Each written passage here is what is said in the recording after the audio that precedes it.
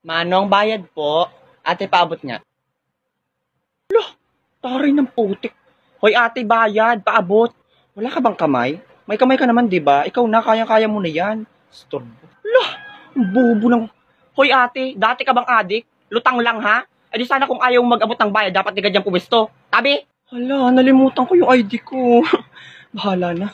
O, pasok. O, teka lang, Neng. Nasa ang ID mo? Ay, Manong, nasa bag ko po. Hindi ko lang po sinuot. Patingin ako, ilabas mo. Manong, hindi po pwede. Teka, bakit naman? Introverted po kasi yung ID ko. Nahihiya po sa'yo. O, Neng, wag mo kong pinagluloko ha. Wala kang ID ano?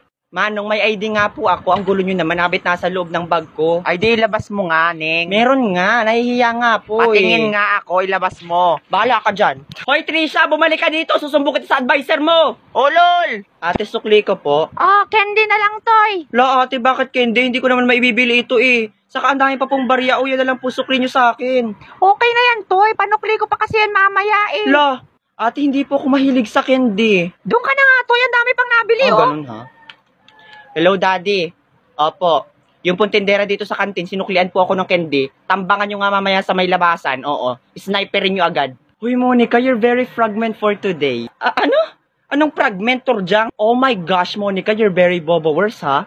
Fragment. Mabango in Tagalog. Duh. Fragrant kasi, Turjang. Fragrant. Fragment.